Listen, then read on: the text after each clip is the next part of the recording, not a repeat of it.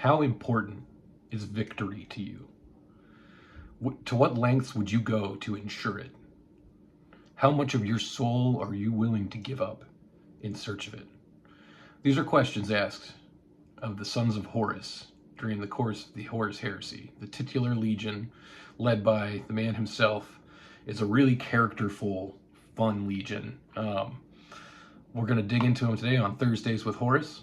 Welcome in. I'm your host, Carter Reynolds. This is 5 Up Recovery is the channel. Still kicking, still sober, using the hobby as my higher power. But anyways, enough of that. Sons of Horus.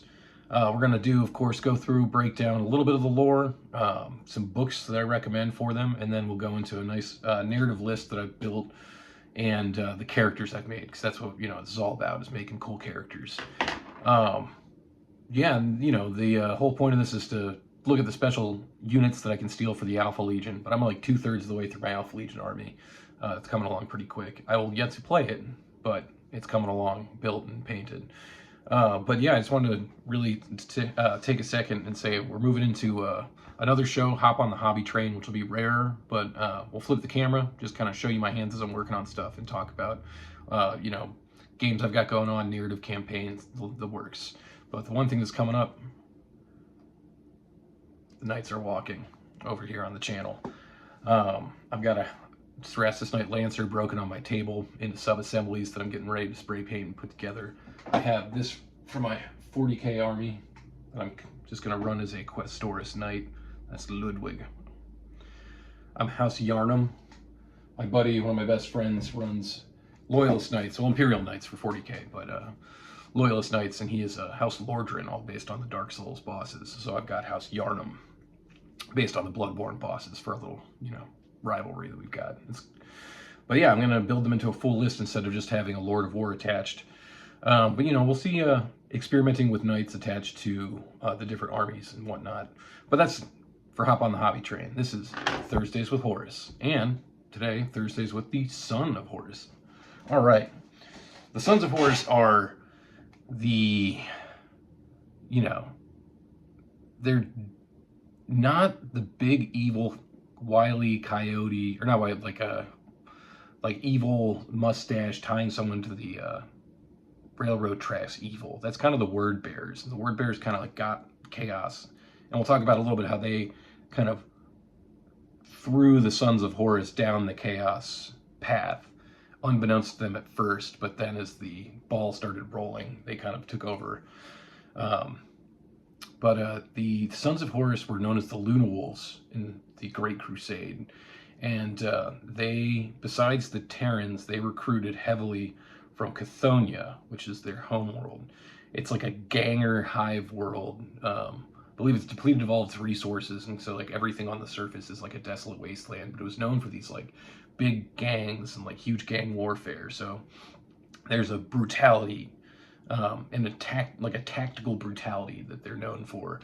And Horus himself, when leading them, developed the spear tip strike, which is you just take your hardest units, go right for the heart of the enemy, take out their leadership, take out the most elite things that they can bring to the table as fast as you can, and then the rest will crumble. So that's their style of warfare. On a planet known as Davin, Horus was infected with an anatheme, a chaos blade. I believe this one was tainted by Nurgle, and he fell ill and went into a horrible kind of fever dream. And this is all when Horus was a good guy. Horus was reasonable. Horus was, kind of out to be the best war master and bring the best light to the Imperium. And he's stabbed by this blade, goes into a fever dream. Erebus shows up from the word bearers, there they are, and kind of was like, oh, I know what to do. Let me just enact this ritual. And long story short, it was no good. So pretty much Erebus takes Horus on like a Ghost of Christmas Past, future and present journey, and he ends up falling to chaos, essentially, and that is where the heresy begins. I'm really lighting down on it. You wanted this story, the first 3 books in the Horus Heresy novel series, are, you know, that is the trajectory. That's the whole, that's a really good starting place for both anything Horus Heresy related and especially the Sons of Horus. You'll see the characters in there. Abaddon, Little Horus, Gabriel Loken, just a great collection of characters, and this is where they all start out. And it's really fun. It's got this like tragic arc to it. You know, it's like the best laid plans, and everything falls apart, of course, by the end of it. So I would highly recommend those books if you're trying to look for something. Gives you the character of them. Lunal's turning into the Sons of Horus and then slowly falling into chaos. And they show up like everywhere along the novels and the series. In the Siege of Terra, they're of course very, very prominent. Although Horus himself, I'm like 7 books into the Siege of Terra, and Horus has really not done anything but done like a mental battle with the Emperor, you know. And it's sort of funny how, they're not funny, but it's ironic how Horus is becoming the Emperor himself. The Emperor sent him out to be the War Master, to sit back, work on his things in Terra, while Horus did all the work. Well, then when Horus gets to Terra, he's just sitting up on his flagship, letting all the legions do the work.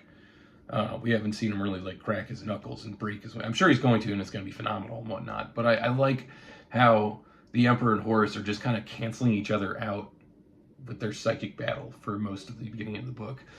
But to outward appearances, Horus is, you know, just not really leading his legion. Cracks are starting to form.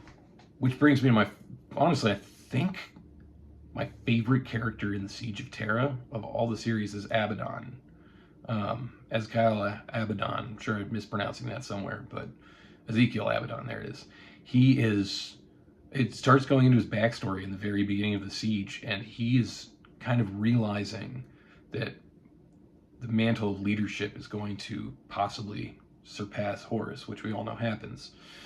So it's kind of the beginning of Abaddon's journey to be this grand leader. Really interesting arc. And the book I wanted to highlight for the Siege of Terra is Saturnine. Saturnine! It is my favorite book. It beat out No Fears, my favorite book of... I read it twice back to back. It's the only book I've done that with in the whole Horus Heresy or Siege of Terra series. It was that good. And Abaddon is one of the main characters in it.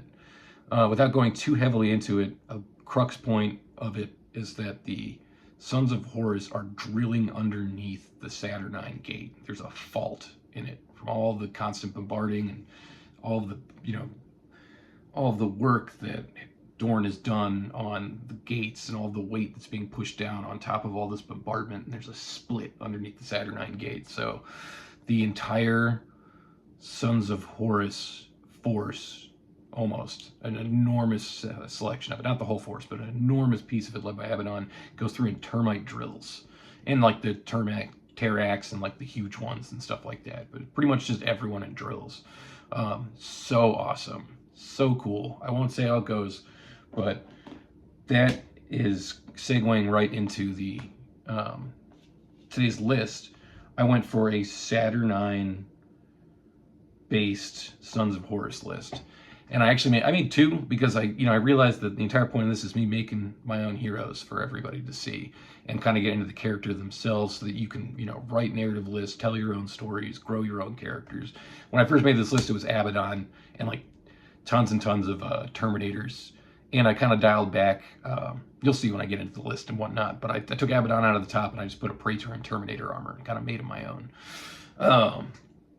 So the Sons of Horus, their pack, as it were. With all the books, we all know it at this point, but just to kind of give you a refresh, their tactica is that they can make volley attacks at full ballistic skill, which is phenomenal for a lot of units, especially Terminators. Terminators have implacable advance, which means that they have anything not heavy turns into an assault weapon. So suddenly they're firing combi bolters at full ballistic skill in the volley fire phase. So you want to be charging so you can volley fire. You want to be staying just out of the charge range of people, out of that 6-inch range so they can't set up move into you so that you can get your volley fire off. You want to gun people down when they lose combat. It's just as many times as you can volley fire, you're essentially getting another shooting phase. It's I think it's really powerful, and for a melee based army, I think it's just going to give you that extra oomph when you need it. You know, I'd say if you were feeling real funky, go into a lot of plasma pistols. Just, you know, how many times do you get to fire them in a battle? Well, now it's like 2 or 3 full ballistic skill. Are you going to overload and wipe out some of your own guys? Probably. Will it be awesome? Of course. So a nice Tactica that I think has a lot of use across the game. Their Gambit is I believe it's just the first turn, but you give your weapon phage toughness. So if you get an unsaved wound through, you drop their toughness, which is, I think, fantastic in a challenge. You know, every challenge I've been in so far has been more than 1 round. I've not seen somebody just get murked right off there's a lot of back and forth to it. So on the first round, you know, improving, you know, decreasing their toughness, so you're essentially increasing your strength. Solid win. I'd say go for it as whenever you can. They have a really interesting detachment. They have an auxiliary detachment that has 2 prime slots for troops, a shock assault, so that's your Terminator slot, and an elites, which is crazy in an auxiliary detachment. I did not take any today, but just keep an eye out. I took an Apex detachment that has elite slots, so I was covered. And I filled them out, let me tell you. But if you are struggling, you want an Apex detachment with a retinue, or you want an Apex detachment with, you know, not elites, this lets you sneak in the coveted elite slots into an auxiliary. You can take multiples of these, you know? So without using your logistical benefit, your it's kind of like Eggs Benny, your log Benny, logistical benefit. Without using your log Benny, then you've got an elite slot right there. It's a big win. And finally, their advanced reaction is interesting. When you get challenged, if you have a higher weapon skill, you can just refuse the challenge without getting disgraced, which is the really nice part. So normally, you know, your combat, you get halved on your weapon skill, halved on your, you know, your leadership, and you can keep your character fighting the unit, which they're probably going to mulch through, and keep them out of the challenge with the, you know, killer character that they've got, and escapes the disgraced status. So it's cool. I got a lot of I took guys that are decent in challenges for my characters, and to take advantage of that, I think I gave like 3 of my guys have weapon skill 6, which is like Praetor level, pretty good. Into the special units, they have so many named characters, and like, this is not that channel, but take time if you are got the Liber Hereticus, like dig through them if you're a player. They're so cool. They all have like a little twist to them. Like, you get a lot of really good high commands, which I think are interesting because you know, it gives you an interesting Praetor essentially. Okay, moving to their characters, or moving into their regular units, we have the Dark Emissary, who I took one of them today. It's pretty much like a souped up chaplain.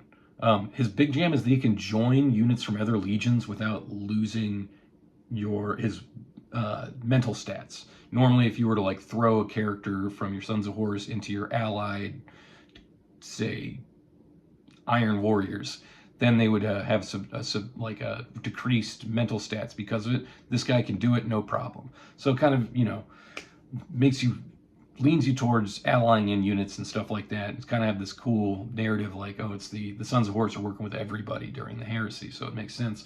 But his big jam is that he is both cool 10, like a chaplain, but also leadership 10. Like, that's a really cool fire and forget character where you can just plop him in a unit and you don't have to remember any special rules. You don't have to remember anything. Just whenever they've got to take a status effect check, you got that 10. Whenever they got to take a leadership check, you've got that 10 just sitting in there in the unit. Like, and he's got a pretty sweet staff, essentially like a souped up power staff with critical hits. I think he's a win. I think he's a cool character. I think he's understated, but it's going to give you a lot of utility. Next up, the Justarin Terminators. As I've been looking through all the special units and kind of comparing, contrasting them, and who do I want to take, who would be the most effective in my Alpha Legion, kind of fill in blanks, Justarin Terminators hit all of the criteria. They are Vanguard 4, which is incredible. They got that implacable advance, They're in cataphractii armor, so they can't pursue, but whatever, you can gun down, which is cool. They don't have a special character. They're all like sergeants, is the idea. They have 4 attacks, which is crazy for a Terminator. These are the guys that want to take chain fists, because they're still going to get 3 attacks with a chain fist, which is obscene. It's like a character. They are really, really cool.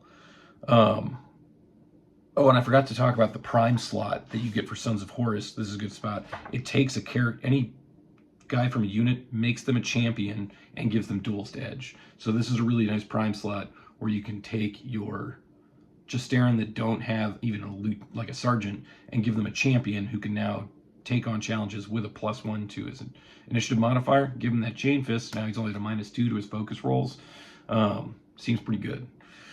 Justarin Terminators just across the board. They can take Carcerin power axes, which is the special power axe for the Sons of Horus. They can take Lightning Claws, Power Fist, Chain Fist, Thunder Hammers, the whole suite. They've got Bane Strike Combi Bolters, which are bolters and combi bolters that breach on a 6-up. Woo. We didn't go over the gears much, but that's pretty much is it. Breaching on a bolter is amazing. You're just going for volume of shots, and now pretty much you're going to be, killing on 6s to wound when you're going into legionary types and the equivalents. So Bane Strike Combi Bolters in your volley fire phase seems really good. Finally, the Reaver Attack Squad, Dark Reavers as they're also kind of known, are just a really solid, they're like a super despoiler squad. 3-up armor, but with 2 wounds. So no invuln, just guys packing melee weapons, but they've got a really nice suite of melee weapons. They also have Vanguard at 3, and they have Precision 6. So they're actually, you get enough of them massed together, they're good character killers. And they, once again, can take, pretty much anybody can take a Sergeant melee weapon. So you can really juice them up. They can get expensive quick, but I think they're going to do a lot of work at weapon skill 5. So same with the Justarin, of course, but all your special units are weapon skill 5. They're all Vanguard. Very, very good. Sons of Horus have a nice smorgasbord to choose from, if you will. So going into my list real quick, getting to the end of the episode here. I'm gonna kind of break this down a little more structured than I usually do, because I kind of get all over the place. It's so what I'm gonna do is I'm gonna walk through the characters that I've taken in the Crusade Primary detachment and just discuss them. Then I'm gonna finish out what I've done with that detachment, and then I'll go through the other detachments that were bought for me by the characters, starting with the Apex. Okay, so as I said, I went with a Cataphractii Terminator in a Cataphractii Terminator Praetor. I gave him, he's got the Bane Strike Combi Bolter. Pretty much anytime I could take a Bane Strike Bolter, I did, unless I was taking a special or heavy weapon. I'm gonna say off the rip, this list is does not have a lot of long range anti-tank in it, but it's got a lot of chain fists. Yeah. So we've got our Chain Fist Bane Strike Combi Bolter Praetor. He's once again going to have -1 attack from the Chain Fist, but just he's got so many attacks that he's really going to push through. Then in my command slot, I took the Dark Emissary first of all. He seems fun, seems like a cool character. And I took a Herald. The Herald I actually gave Paragon a battle to. So the Herald is got a Power Fist. They're allowed to take special weapons and power weapons. So you can actually give them the cool, like Carcerin power axes or power tabars. But I went Power Fist. Love them. It's one of my favorite word combos in the English language, Power Fist. So the idea is the Dark Emissary and the Herald are embedded in the same unit. The Dark Emissary just keeps everyone cool and chill and unstatus effect, and the Herald takes challenges and goes in and tries to get you. Anytime a Herald, wins a challenge or wins a combat, they get a victory point as long as they survive the battle. So you've got this Dark Emissary keeping everyone cool, and you've got this Herald that's, the two of them are like leading the charge, talking about, they're pontificating on battle and, going into their chants and whatnot as this unit's going to hit the field. It seems like a nice narrative pair, really cool, fun stuff. And then I took a Legion Champion because, once again, he's going to embed in a unit, and he's going to take challenges. And he's got a Paragon Blade, weapon skill 6. The Herald's got weapon skill 6. The Praetor's got weapon skill 6. A lot of guys that can refuse the challenge if they want with the special advanced reaction, or they can take the challenge and, crush it like a G. good characters across the board. Sons of Horus were fun to make them for. So finishing out the detachment, I took a 10-man despoiler squad. I've got Meltabombs on the sergeant, and they're literally just 10 ablative wounds for my champion. They've all got chain swords. They're cheapest chips except for the Meltabombs in case I come across a knight or something on the field, or like a vehicle that we just need to take out. But they exist just to take that champion somewhere and soak up some wounds for him across the field. And then I took a Rhino for that squad. And I actually took, for the transports, I took 2 termite drills. I wanted to go more, but you can only deep strike one thing a turn. So I figured, don't go too crazy with it, because then you might be, it's like if you don't get your reserved rolls, you could just be losing these guys in deep strike, which would be very Saturnine, actually. But I took 2 of them. Next on to the Apex detachment. This is great because I took 2 squads of veteran tacticals, all with Banestrike bolters. The tacticals and the Seekers can switch out their weapons for Banestrike bolters, which is really cool. So I took 2 squads of tacticals. They just all have Banestrike bolters. They're going into termites. They're showing up on turn 2, 3, and even maybe 4, taking objectives with their line 1 and just unloading Bane, Daka. Pretty much they show up and wipe out another unit of tacticals or another unit of despoilers or another line unit. They're kind of like a line unit that's good anti-line. Then I've got a 10-pack of Justerans, 5 of them are Power Fists, 5 of them are Chain Fists, and I took the prime unit Martial Supremacy, so one of them is a champion with a Chain Fist and Duelist Edge. That just sounds neat. And then once again, we've got 4 characters that can take on challenges, 3 of them that want to, 5 characters that can take on challenges in your army, 4 of which want to. So you're pretty much, you're Legion of Honorable Champs. That's kind of the idea. So the 10-pack of Justerin was like 625 points, quite expensive, but it's probably the scariest thing in the game. I honestly think that they would crack open Saturnine Terminators like can openers with that many Power Fists and Chain Fists in there. They are joined by the Praetor, of course, and then that leads me to my next auxiliary detachment. I took a Armored Fist to get 2 heavy transports, and I took 2 Spartans, baby. Yep, 2 of them. One of them is going to take the Justerin with the Praetor. It's just a giant death squad. And also, I don't have, like I said, a lot of long-range anti-tank, except for these. I think all those, mounted las cannon arrays, the twin las cannons, they're going to do some work. I put a multi-melt on both of them. They're big anti-tank tanks. They want to drive right up, dump your guys that are also kind of anti-tank, and unload their anti-tank fire. So I think that you got enough to pop some vehicles and things like that across the course of the game. And 2 termite drills, 2 Spartans. This is a very transport heavy, get where you need to list. And finally, I took a auxiliary detachment of Shock Assault. I did not take a Terminator squad. I actually took a group of Reavers, the Reaver attack squad. I took 8 of them so that the Herald and the Dark Emissary can join this unit, and they can still pack into the termite drill.